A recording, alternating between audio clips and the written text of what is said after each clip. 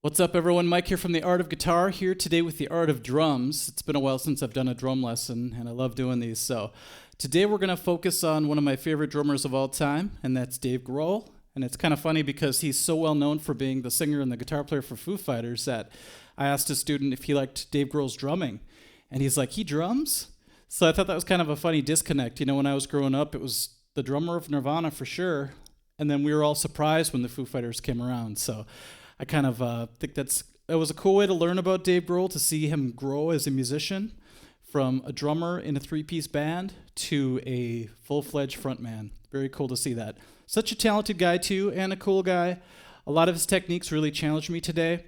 But I do believe out of every drummer I've ever studied, his style is the closest to what I always try to strive for. And a big part of that is just powerful playing, mixed with a little bit of a technical proficiency if possible. You know, you don't want to let that take over your drumming. You want to make sure you have the feel first, and that's what I believe Dave Grohl has and what I strive for. So you have to do the Smells Like Teen Spirit stuff. I notice a lot of my students have trouble with this beat, and a big part of it is the second snare hit. I think if you accent that a little bit harder, it makes the rest of the beat sort of flow. Now, the technique that I kind of want to put forward here is just the idea of having a signature beat in a song. Because if you played this beat at a music store, let's say, people would already know what song you're playing, and that's really rare to be able to say that about a song that you wrote or a beat that you wrote.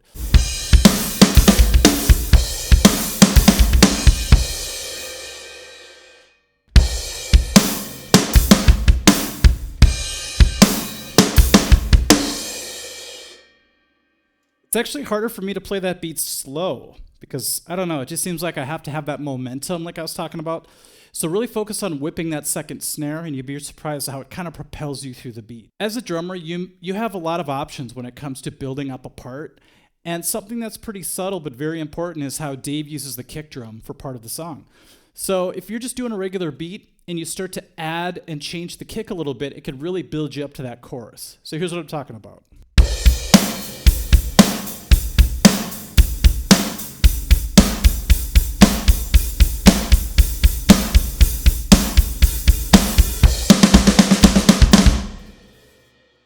Okay, so it's a subtle change. It's just going from 2 kicks each to every beat. So you get this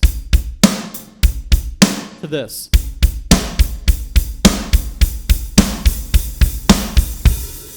It's kind of like as a guitar player when you do palm muting and then you slowly release it, it opens it up and makes you feel like something's coming up. So remember, as a drummer, you could do those little things to make the song move in another direction or build up to something.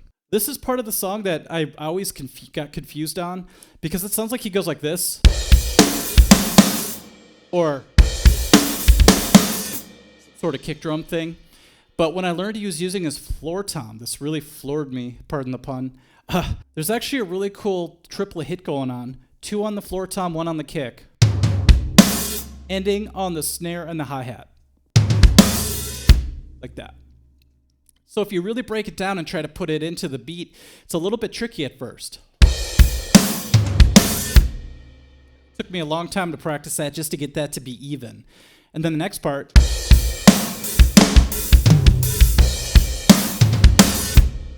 See, I want to hit something there. Anyways, those are those little things that you could throw in that make your drumming original. It's very much a Dave Grohl thing. I'm sure he got it from somebody else, but it's really cool to incorporate just a couple of really quick toms to a regular beat. Okay, so let's try that again.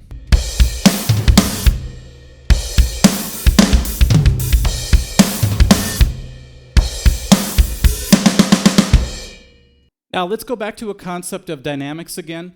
Being a 3-piece, originally Nirvana had to take up a ton of space at times, and then they could be really small as well, so it creates this big dramatic feeling. So here's a good way to do that. Hit a lot of crashes and open that hi-hat. Let it splash. Yeah, that's huge.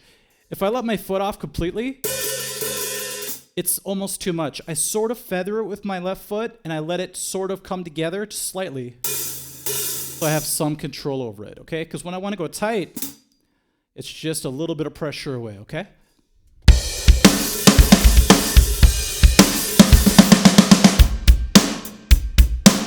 Hear the difference? So it went from all of this splash and stuff, crazy hi-hat, to really tight. Two completely different sounds just by doing a couple little things. Okay, once I play this fill, you're gonna know what song I'm doing. This is called a signature fill, just like a signature beat was for Smells Like Teen Spirit, but we get this.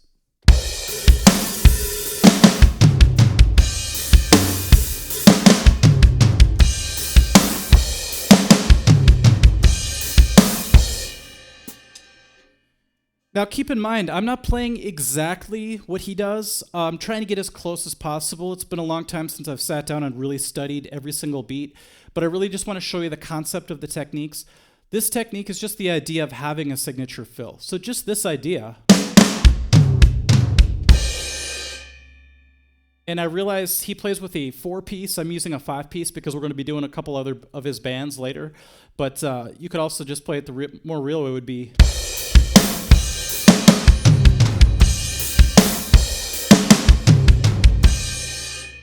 Speaking of that, when you only have two toms, your high tom and your floor tom, let's say, and you have space here or a ride cymbal, you're going to want to find really interesting combinations. So if you want to make this sound like it keeps going down, it's cool to start with the snare, go to both toms, and then just go to the floor tom. It gives it sort of a high to low feeling.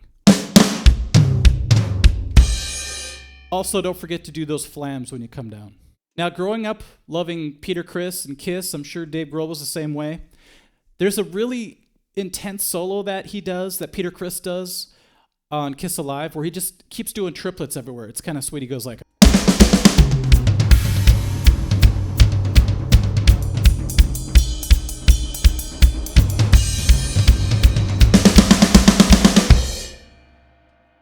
Except he uses a cowbell, which is way cooler. Anyways, if you could incorporate that triplet drum fill into a beat, it gives it new life, and it just feels different for a couple seconds, makes it interesting. So here's an example of what he does, kind of what he does.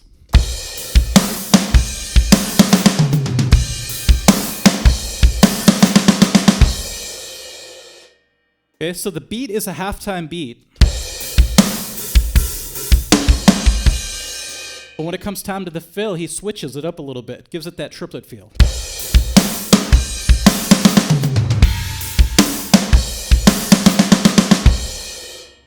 Now, this is another signature type beat, which is funny because it's very typical. But check out the kick drum. This is where it gets interesting.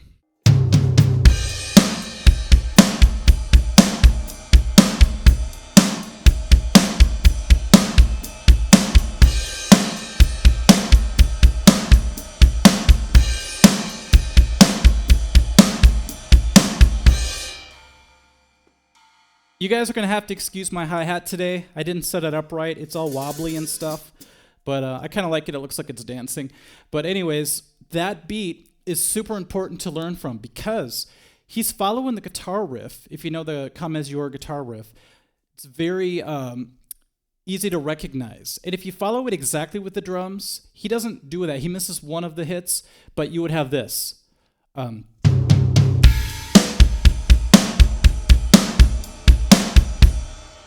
He misses one of those kicks from what I remember, and it ends up being this.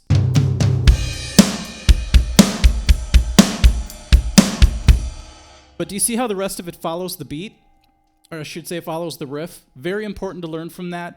You could really connect with the guitar player, the bass player that way. And it's a great way to give the song some cohesion, if that's a word, cohesion, or a cohesive feeling, okay?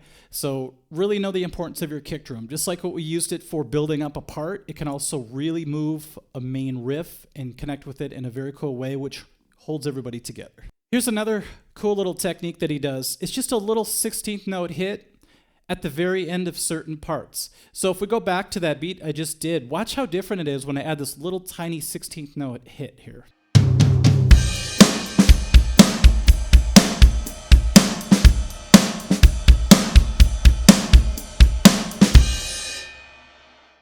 You see how small it is, but it actually helps move the beat along really well. Without it, it's okay. But to give that little extra hit, throw it in. You can go overboard, just keep doing it. It actually feels really good throughout the whole song.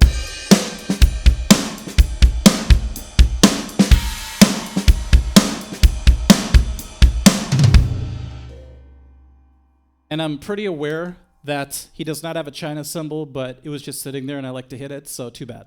Be sure to use space as much as possible. You know, it's fun to fill up every little part of the beat, and we're going to do that later. But sometimes you just got to leave some room. So here's what I'm going to do. I'm going to do some rim shots here. You probably know the song right away. But watch how sparse the kick drum is. That's really the important part of this.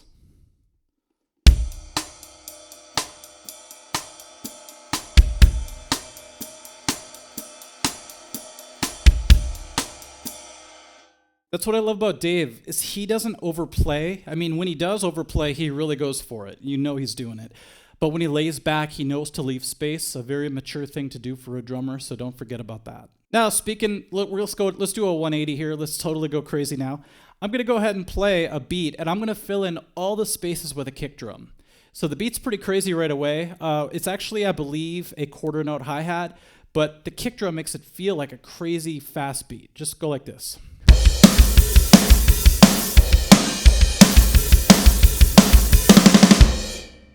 Okay, so you can do eighth notes on the hi-hat too.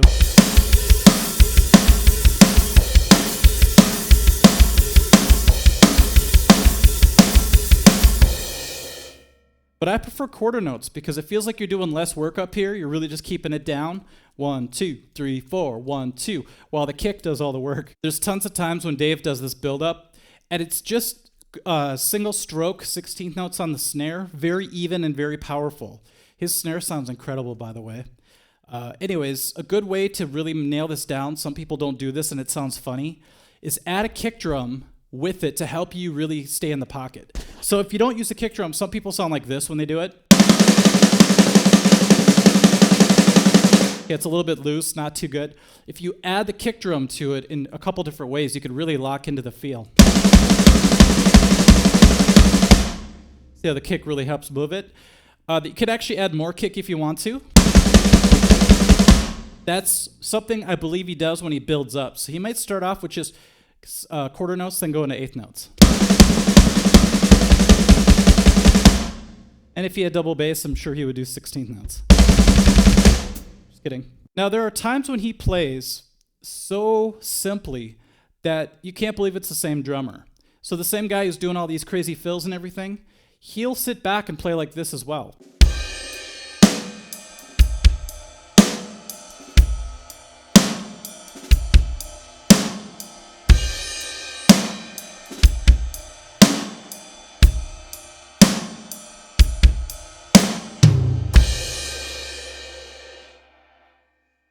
So I always laugh whenever I have a student who loves to play metal because they just go off and do these really cool beats. Then I have them play something in the way or just something really slow, and they can't seem to do it. They'll be like this.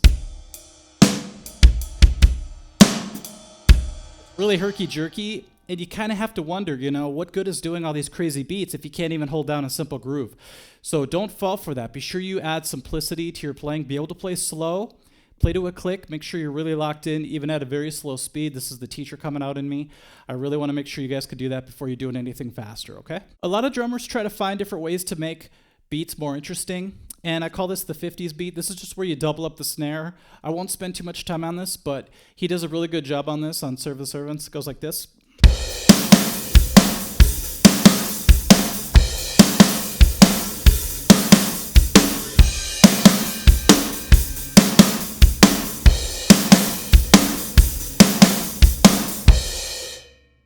If you've ever seen the movie called That Thing You Do, which I recommend seeing, if you ever want to see a really good movie, Liv Tyler's looking pretty good in that.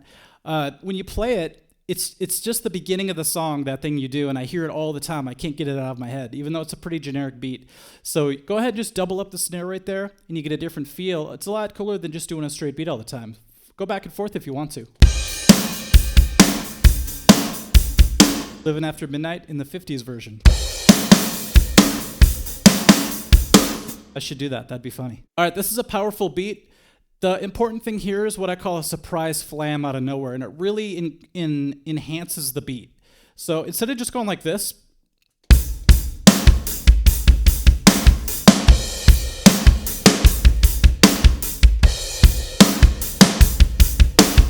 which is a great beat anyway, if you throw a flam in there at a kind of a strange time, it feels different.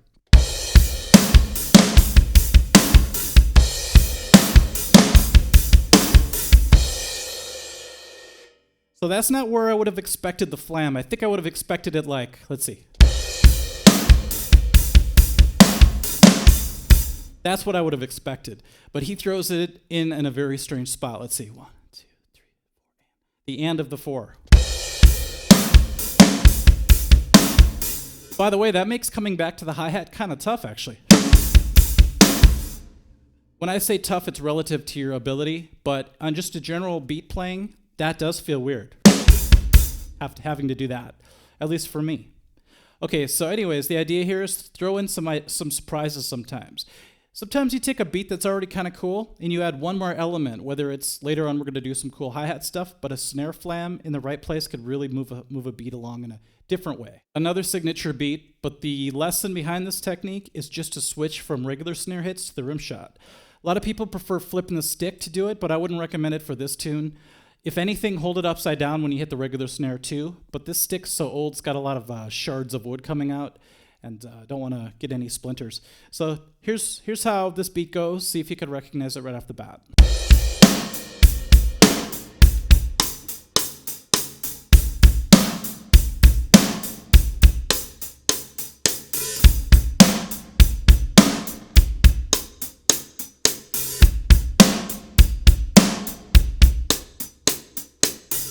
Sorry if it feels like I'm yelling today. I'm wearing earplugs through this whole thing, so I feel like I can't hear myself, and I know I'm shouting into this thing, so apologies. All apologies on that. I swear to God I didn't say that just for the pun. It came to me at the last second. Another cool way to throw off a beat is to throw the snare in a place where it wouldn't belong if it was all by itself. For example, we're used to hitting the snare on certain beats.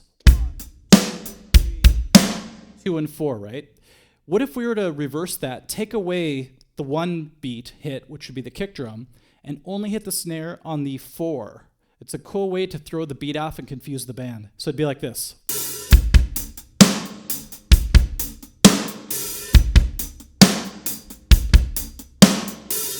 Can you see where the influence came with that?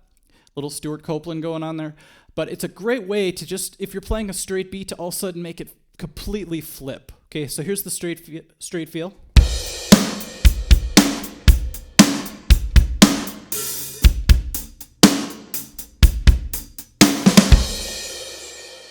Try that once, and your band will turn around and look at you, think you're screwing up, and then come right back with a beat and make everybody's day. All right, here's that little hi-hat decoration. By the way, I want to do this all the time when I play drums, but I have to hold back because one time I heard a recording of it, and it totally sucked. It was way too much. So here's an example of a beat where you could throw it in really well.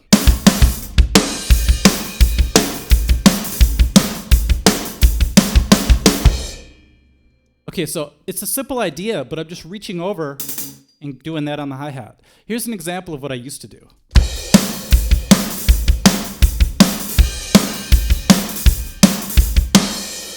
Too much. You know, it sounds like a tambourine player gone crazy. So throw it in just tastefully. In Monkey Wrench, he just throws it in once, which is really cool.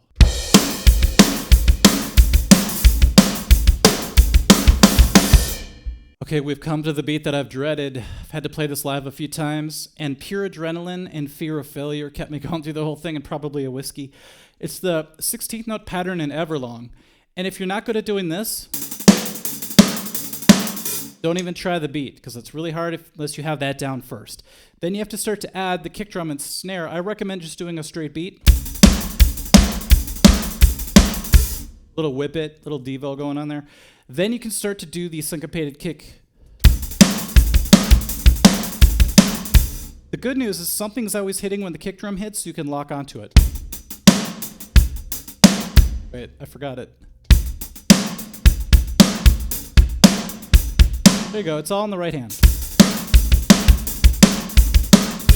The trick is to be able to do that through the whole song pretty much without burning out, so I challenge you to do that. Remember to relax, that's the biggest part. If you're tense, you're gonna burn up, so really relax, even if you have to play it weaker than you normally would at first, then start to throw in a little bit more confidence. So don't go from super stiff to relaxed. I would go the other way, go relaxed and then tighten it up a little bit to really get that snap. Okay, check out these fills.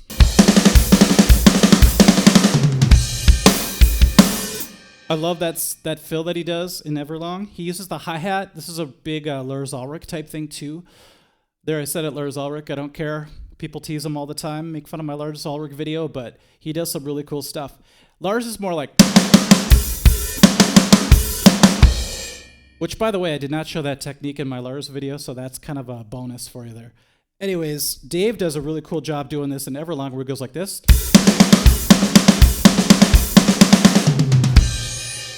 It's just hard to throw it in because it's such a fast part, you gotta really get through it quick. Okay, for the last technique, it's gonna be this awesome four fill feel, and slow it goes like this, okay? This is how I first learned how to do this.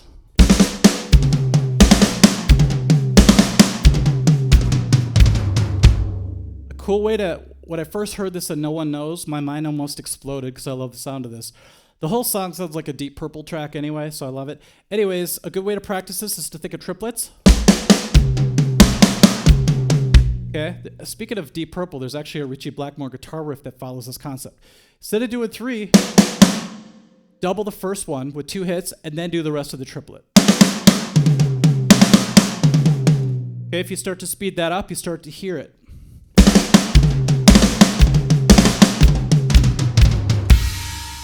Two, three, four.